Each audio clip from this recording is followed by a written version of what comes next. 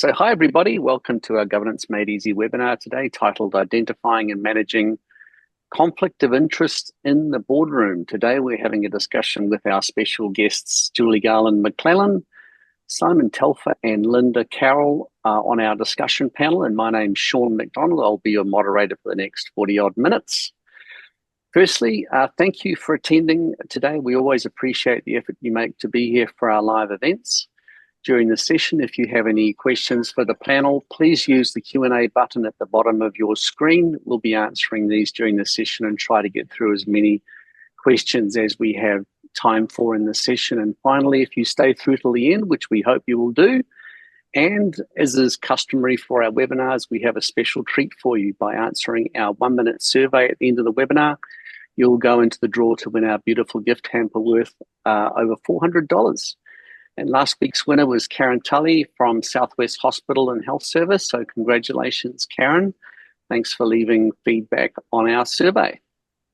Now, for those who don't know too much about Board Pro, we are a board software provider, sometimes called a board portal, and we serve just around 30,000 users around the world. And we enable organizations to prepare for and run their board meetings more effectively and efficiently, with less time, and deliver more impact and value for the organization. And as much as we're a board software provider, part of our wider mission is to make the fundamentals of governance free and easy to implement for all organizations, especially those with resource constraints. And these free webinars and the many templates, guides, and white papers on our resource page of our website are a great tangible example of how we look to achieve this mission for nonprofits and small to medium businesses around the world. So just sit back and relax for the next 40 odd minutes. The slides from today, along with a recording of the webinar and the transcript, will be sent to you tomorrow morning. So just relax, sit back and ask as many questions as you would like. I shall now hand over to our team to introduce themselves, starting with Julie, yourself. I was looking at Simon as he was first up on the slide, and he's nice to look at too. I'm Julie Garland-McClellan. I'm hoping that quite a few of you will know me from my newsletter, The Director's Dilemma. If you don't know me from that, I would be delighted for you to hop online and Google it and find it and subscribe. It's a great fun thing to put together, and I'm told it's fun to read. I'm a company director, so I currently sit on 4 boards, including one in the criminal justice system, where everyone who works for me is a convicted criminal, which is good fun. And I also do board and governance consulting in my spare time. So delighted to be here, and delighted with my fellow panelists. Over to you, Simon. Kia ora koutou, nā mai haere mai. Thanks for everyone to join. I run Appoint Better Boards, which is a community of about 25,000 board members in Aotearoa, New Zealand, all looking for board opportunities. So if you're looking for a board role, either in a not-for-profit or a commercial entity, make sure you join Appoint Better Boards. I also do a lot of governance recruitment myself, predominantly in the privately owned business sector, and I serve on boards as well. Linda? Thank you, Simon. Kia ora koutou. My name's Linda Carroll. I'm the CEO and founder of Align Group. We specialise in aligning governance, strategy, culture and performance for organisations. I'm a Chartered Fellow of the Institute of Directors, and I'm also an accredited futurist through the Institute for the Future in Sao Paulo, California. Lovely to be here with you both today. Thanks, team. Over to you, Julie, to get things started. I didn't know you were a futurist, Carol. Linda, that's fantastic. Oh, we should talk about that some other time, because you need futurists on boards. You do. I say it's an essential competency for boards today, the skill of foresight. Foresight and looking round corners. Yes. And in fact, the foresight to know that a conflict of interest is lurking somewhere, and could come out and surprise you at any moment, would be really useful. I thought I'd kick off. One of my favorite governance gurus is Bob Garrett, and his book, The Fish Rots from the Head. It's such a classic. It still holds true. And he boils governance down to just 5 fundamentals. And the first one he says is that a director's primary loyalty is to the company as a separate legal entity. And that is the basis of the conflict of interest issue. The fact that it is so common to find people in boardrooms whose loyalty either all the time or sometimes lies elsewhere. And I'm just going to handball it to Simon and Linda. Tell us, you've encountered this, I'm sure. Yeah, absolutely. And I think if you've been in the governance world for a number of years, you'd be pretty fortunate not to have come across this. I think a lot of the time it comes, particularly in privately owned businesses, when it comes to paying out dividends, and that conflict of interest as to what's needed personally to fund personal lifestyle and what's needed to continue to make sure a sustainable business and retained earnings for growth there. So I sort of see that as a time when there's sort of tension, and sometimes personal values and personal requirements gets in the way of operating in the company's best interest. Linda, where do you see it? Yeah, well, I think that's true. I mean, I have the joy of working with organisations that, one in particular, that was putting their senior managers onto some of their subsidiary companies. And so that raised that really interesting point of you've got to go to the Constitution and make sure you're clear on what you can share and where your loyalty lies. It always lies with the entity that you're on the board of. However, sometimes you actually do need to also have an eye on the parent company. So it's actually important to go back to your foundational documents and make sure you're aware of where you're, where you sit in terms of some things that are a little bit more complex and straightforward. For those of us in Australia in similar situations, if you are a 100% wholly owned subsidiary, and if you have a clause in your constitution that says you can consider the parent company's interest, you may. But the Corporations Act is very specific. So a sister company or a subsidiary, maybe not. And I always say it's not a compromise or a trade-off. It's a balance. And one of the things that's so important is you cannot balance things if you don't know what they are. So yes, I totally agree. Go back and read your constitution, read the relevant clauses of the Companies Act or the Corporations Act or the Commercial Code, if you happen to be in a commercial code country, but understand what your legal framework is. And in most frameworks, you will find that the board has the power to make decisions in the best long-term interests of the company, so that balancing stakeholder interests is allowed and indeed encouraged. Next slide, Sean. But yeah, even when they're obvious, sometimes people just don't mention these things. And indeed, people expect other people to know they are there and to tiptoe around the elephant. One of my favorite stories is from Al Dunlap's autobiography. I think he called it Chainsaw. But he came to Australia and he worked for Kerry Packer, downsizing, and he went through the company and said, oh, these people are deadwood, these people are superfluous, this is a lean, mean corporate machine. And he gave Kerry his blue point, and Kerry looked at it and said, can we keep my kid in his job? And yeah, we forget sometimes that a privately owned family business might not have the long-term objective of maximizing profit. It might have a long-term objective of providing a focus for economic activity for the family. And as long as that's clear, it's good. It's allowed. It's not illegal. It would be considered a proper purpose in law. But very often, things are murky. People don't quite understand. And something in the atmosphere in the boardroom, holds us back? Those of you that are listening in rather than on the panel, pop your hands up and give me a wave if you've ever felt nervous about calling out a potential conflict. Gosh, nobody's waving. They might not have that facility. They certainly are, Julie. They Oh, are? You can't see them. I There can we see go. them. I can see them. They're all flooding through now. I can see the waves. Fabulous. Yep. Excellent. Because it's scary.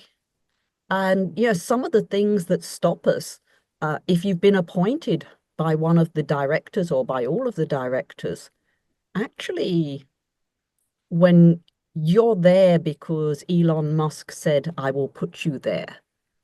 And then Elon Musk turns around and says, I'd like $56 billion, please, this year. I think that's a reasonable paycheck for me for being a CEO of this company 20% of the time, because I've got 4 other CEO roles as well.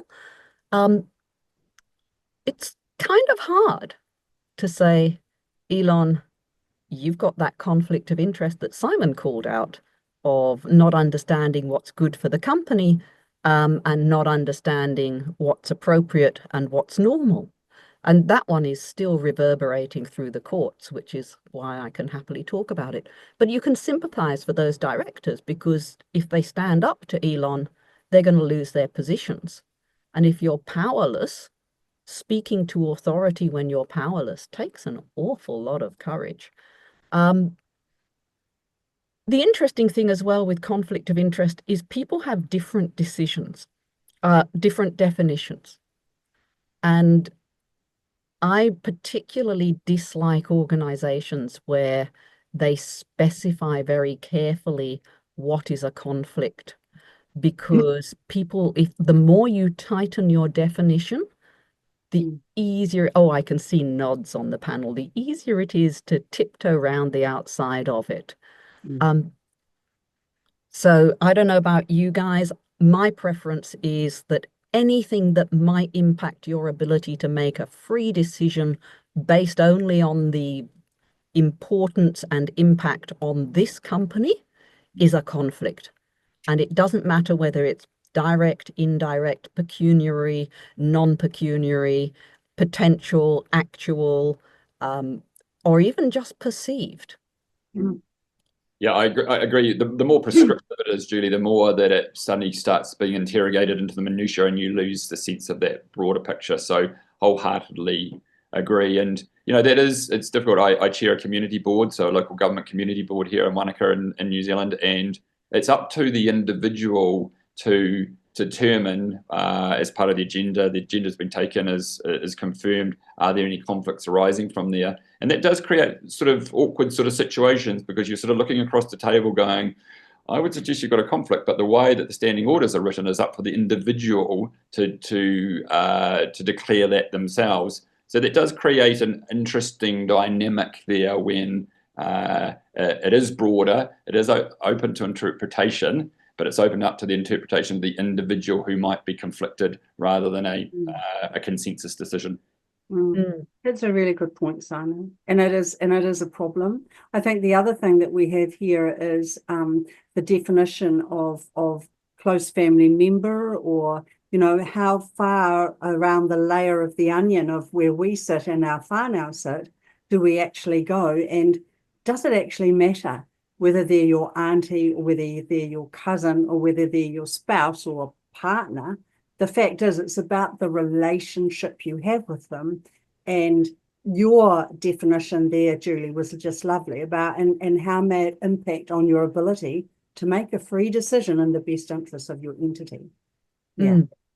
Absolutely. And sometimes the person with the conflict, having worked on a lot of not-for-profit boards, the person who's on this board and that board, and there's the opportunity to do something together, they're so excited by the opportunity that they forget to declare the conflict. And an alignment is still a conflict. Just because it's a positive impact doesn't mean it's not impacting your decision making.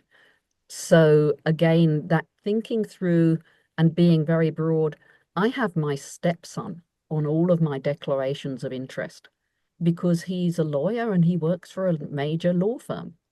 At some point, one of my boards is going to use that law firm for something. And when they do, I want to be able to usually I've completely forgotten about him because I'm busy reading my papers and doing my stuff. But I want people to go, hang on, Julie, do you have a stepson that works there? And then I can go, oh, yes, but he's in this department in Sydney and we're talking in this other department in Brisbane. It's a conflict, but it's a very, very remote one. Would you like me to leave the room? How do you want to handle this? Because it's easy to overlook these things. And it happens all the time. If you have people sitting there holding back from mentioning things, it can divide the board. But if you don't have them declared and therefore managed, and somebody picks them up after you've made a decision, it's going to wreck your reputation. Next slide, Sean. And let's remind people, if you do have questions, please pop them in the Q&A. The other thing that I often remind people is if you are found to have acted with a conflict of interest, there's a reasonable person test. And most of us would think, oh, yes, a policeman's a reasonable person. We can all be unreasonable at times. And when we apply the reasonable person test, yes, it's a man in the street or a woman in the street, but it's a man or woman in the street who is in the situation you're in with the duties you have for a company in this situation.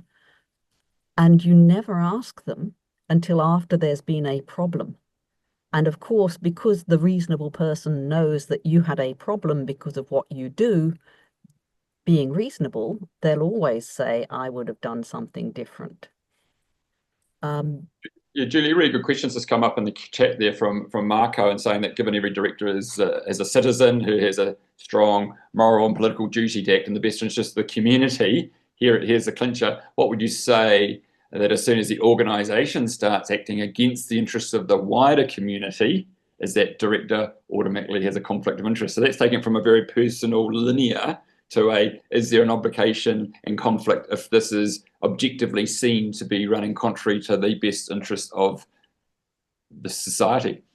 Yeah, I like it, Marco. That's a really, really great question. And again, if your organization is acting against the interests of the wider community, my guess is that you're breaching your obligation to look after the long-term best interests, unless you are only doing it for a short moment in a very carefully controlled time frame, geographic impact, because as an organization, you are part of society, you are deeply linked. So not only would you be acting with a conflict of interest against yourself, but you would also be acting against the interests of the organization. And this is one of those cleft sticks that mining companies and people get into, because some organizations do things that used to be okay, and now they're not. Mm. So managing the conflicts around, well, I'm British Petroleum or Exxon, or my whole life is fossil fuels. And all of a sudden, fossil fuels are against the interests of life on this planet. That is a really difficult conflict when you have a duty to the long-term well-being of the company for those directors to manage. And you can see them treading that careful, fine line of trying to find a strategic path to a future for their companies that doesn't rule out a future for the rest of the world. That's a very extreme example, but Yeah. Linda, what do you think prevents people from managing conflicts? What have you seen that? Well, I think that what I'm hearing, that particular question that we got from Marco, I think that it really does come back, doesn't it, to social license to operate and ESG. And the important thing for the board to remember is that with the benefit of foresight, we know that we actually need to look out intergenerationally.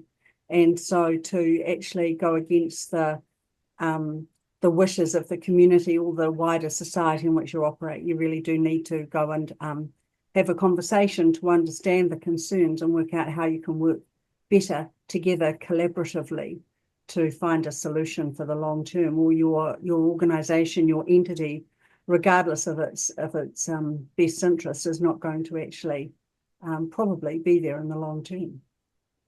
There's a good question in the chat that's just come through from Helen, Julie. Yep. She says, I have a situation here. The CEO of Company A is one of 3 owners of an office building where Company A is a tenant. Is it correct that we will include the CEO's interest on the conflict of interest register? Well, if it was director, it would be obviously a conflict if you're around the board table. But Julie, does that extend to the CEO? I mean, on a board conflict, a board interest register and conflict of interest, and the CEO is not part of the board, should that be noted? I mean, how wide do you go? Should the company secretary's interests be? How about the CFO that attends for part of the meeting? C-suite. Yep. Yeah. I'd like to see, as a board, if I'm making a decision and one of the people who's giving me the papers with the information to make that decision has a vested interest, I want to know. Because again, I go back to the fact that if somebody afterwards says, well, hang on, this company was paying too much rent and your CEO was benefiting from that and I'm losing dividends, and most board members get on well with their CEOs most of the time. So people are going to say, you let the relationship between the board and the CEO override the best interests of the company. So yes, you do have to move on and really think through the wider context. Another lovely question, is it a conflict of interest or a related party transaction? Both. A related party transaction is always a conflict of interest. Even if the transaction is at the right price and you've done your homework and found out, the related party transaction is always going to be a conflict of interest because there is an interest there. Let's hop through and have a look at some conflicts. Can we hop forwards 3 slides, Sean?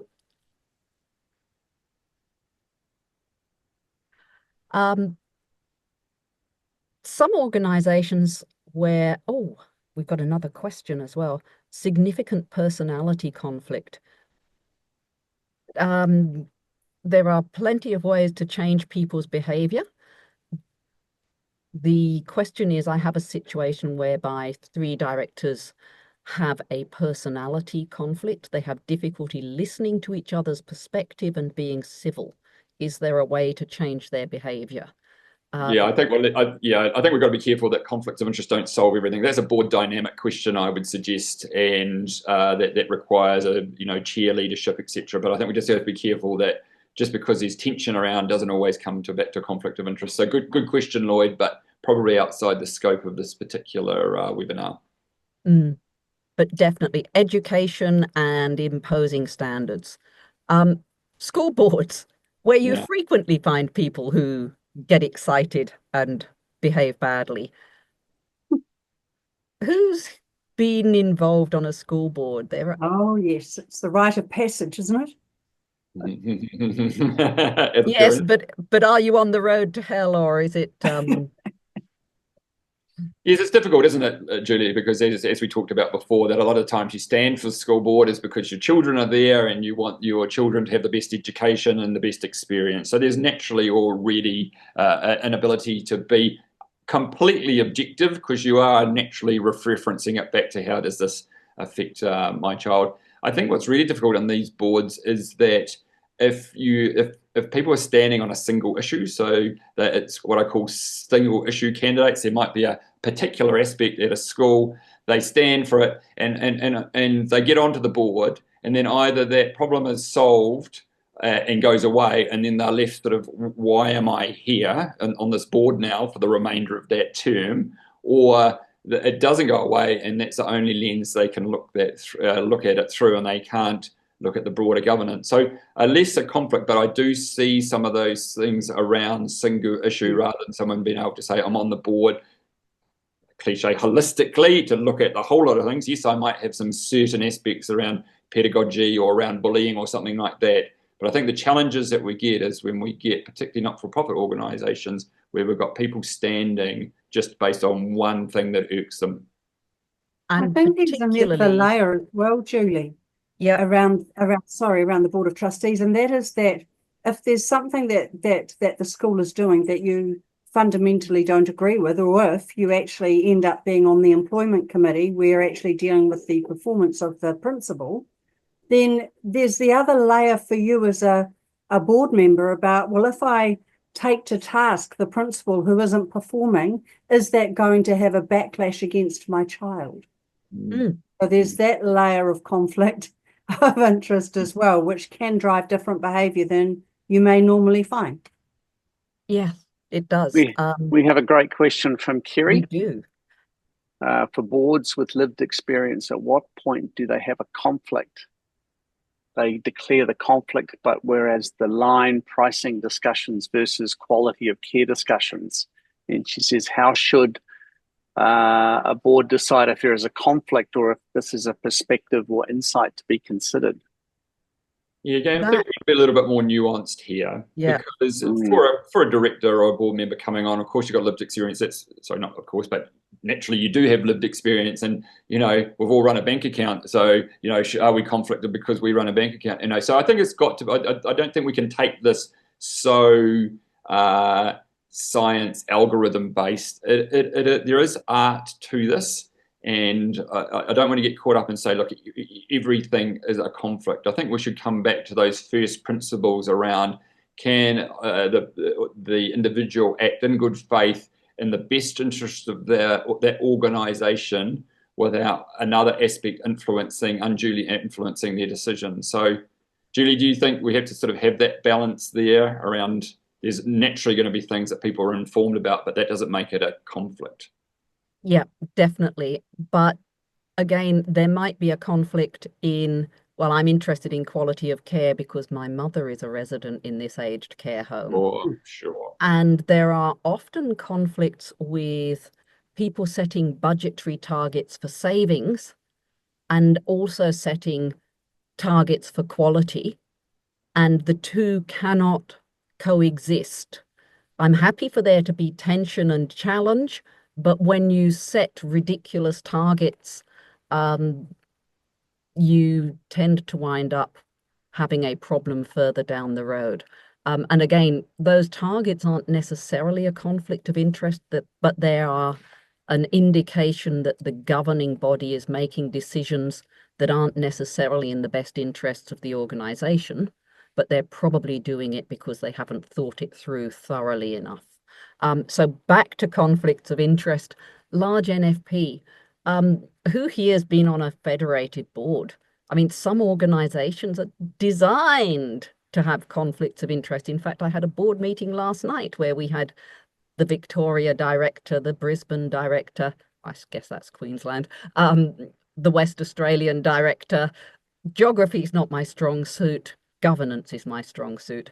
But that board has been put together deliberately from people who've all got conflicts of interest because they've got that lived experience and they understand what this company is all about and what it does.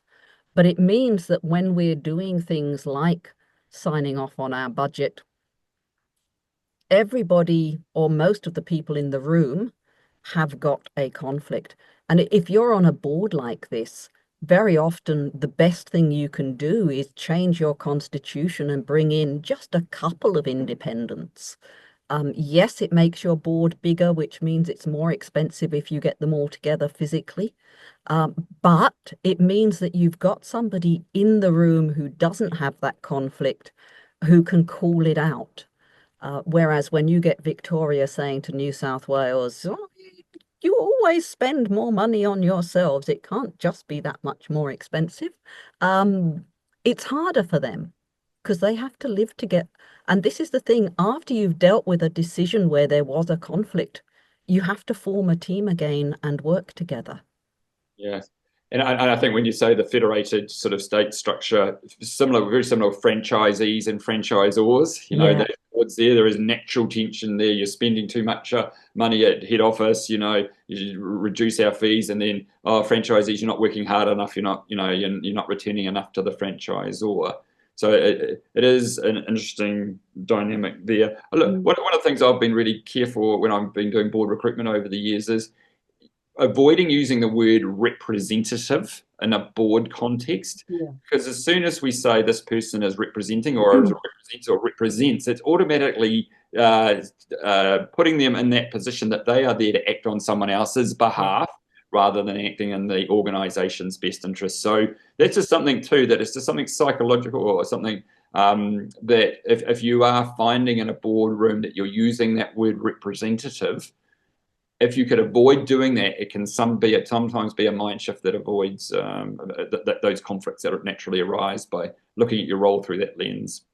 And the other thing is, if you find yourselves in a situation where your directors can't behave and you've got those unmanageable conflicts, advisory boards are a really good solution to actually put this problem down to an advisory board that sits outside of those constitutional constraints, and then have your board ratify a decision that's come to them, can sometimes take a lot of that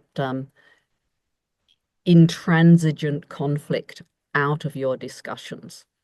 Julie, Martin's raised a really good point here, that just because a conflict of interest exists and it declares doesn't preclude you from necessarily participating in the conversation or the decision. So it is about declaring the interest and then letting it decide how that can think. So I think sometimes when you have that question, what stops us managing conflicts, is because I'm really passionate about this and I feel like if I declare it, I'll be excluded from it. But that's not, if it's at a very acute level, maybe, but that's not always the case. So I thought that's, it's well worth bringing that up as well. It's a great comment. And of course, if you haven't declared it, you can't possibly manage it because half of the board aren't aware. So really important. And one of the things that we go through in the masterclass on this is that it is very important for the board to create its own policy of what do we classify as a significant conflict, a moderate conflict, or an insignificant conflict. How do we handle them? Is it enough for someone to say, well, of course, you know that my son is a pupil at the school, and then we carry on talking?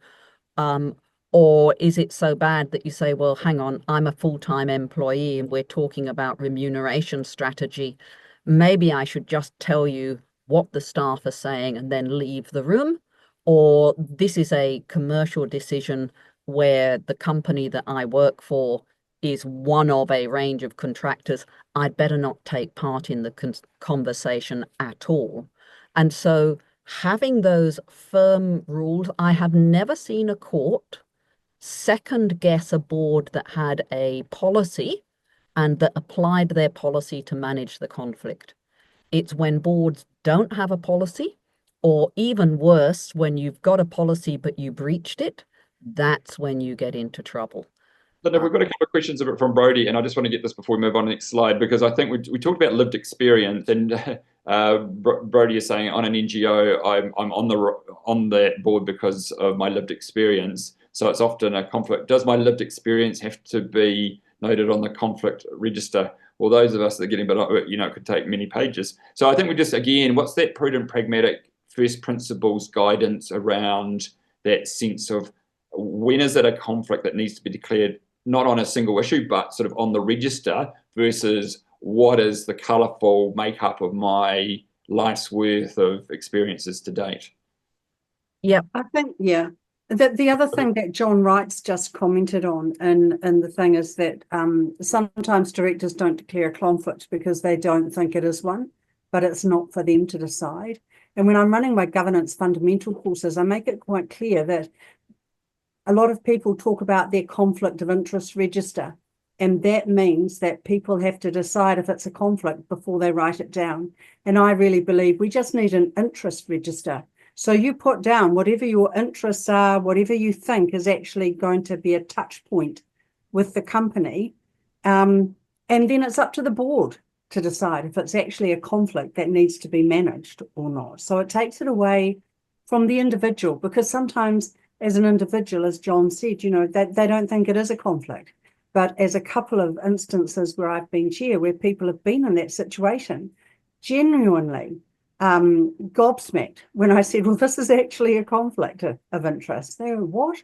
And they're horrified that they've inadvertently, done something that isn't good practice. So I think we just want to try to minimize the opportunities for people to make that mistake. Yeah, and people do make mistakes. I mean, we've all made mistakes. This case study is a board. This was a big listed multinational company with 5 directors on its main board.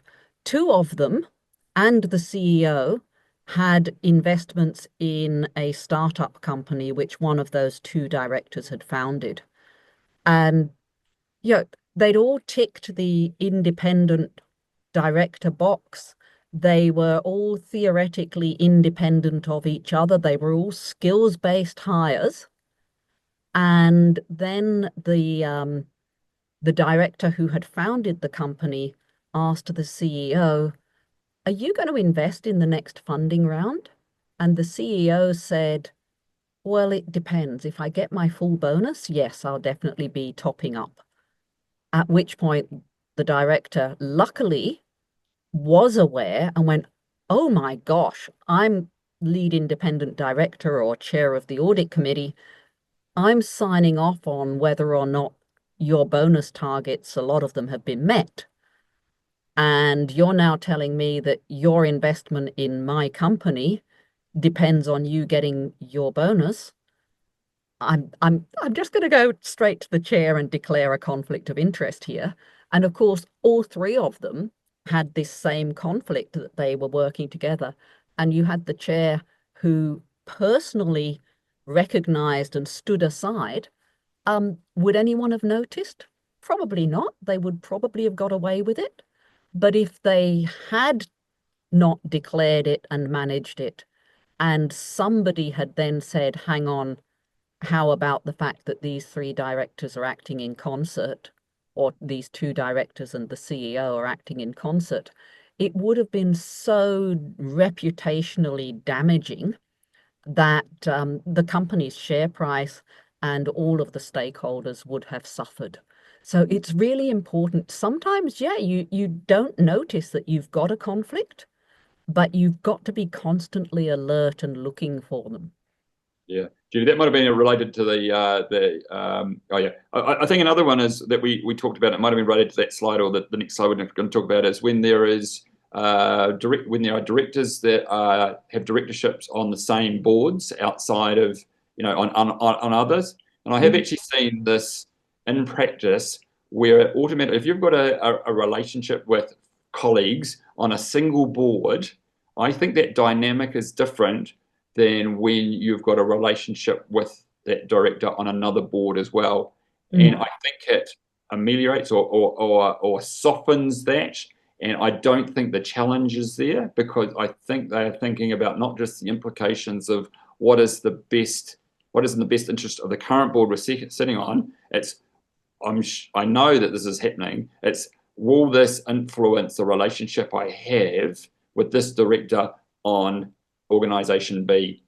So when you're looking for true independence around a board table, obviously not serving with fellow directors around another board table is a key one, because it's human nature that you're very careful not to take conflict from one board into the other. And you do get a little bit of groupthink, and you do get a little positive reinforcement and stuff, because it has wider implications than the current board. Especially if on the other board, one of them's the chair. Yes. Well, then there's a that's a really good point, and then there's a hierarchical relationship. Yeah. So you're trying to sort of used to being, and been guided by the chair, and then your peers over in this board, Yeah. but you're still thinking of a slightly Tricky. tiered relationship. Really tricky. Great question from Greg about an elected chair paid by a corporation that's auspiced by their own corporation. What information? Again, aligned with the conflict of interest is confidentiality. If you feel that you are there because somebody has put you there, very often when that somebody asks you for information, you feel obliged to divulge. And so as a chair and as a board, actually being very clear on what's confidential and what's not is also very important. And sometimes you declare these things, and I mean, this is a classic. Half of Australia at one time had shares in Telstra because it was a big government privatization float. But even though this is a material investment for the director who owns those shares, whether or not this company does their telecoms with Telstra or with Optus or with any of the others isn't going to move the Telstra share price. It's a material thing for the company. It needs its whole board there making that decision in the best interests of the company. And quite frankly, once the board's just aware, this is more of a, if somebody asks the question, we can say, yep, some of our directors have shares. We know who they are. We know how many shares. Thank you. Declare. Sunlight is the best disinfectant is my response. I'd rather over declare and then manage lightly than not declare and then you can't manage at all. Yeah. So, Julie, in a practical sense, if you're chairing a meeting, where do you have conflicts of interest or the interest register on the agenda? Do you put it at the top of every meeting, or do you just once a quarter, or how do you do that on a practical basis for the team out there that are looking for some guidance at that level? I look for 3 different types. First of all, you've got your standing or statutory declaration, which is the one that you fill in a form every year, and that's on record either in your board papers or on your portal for directors.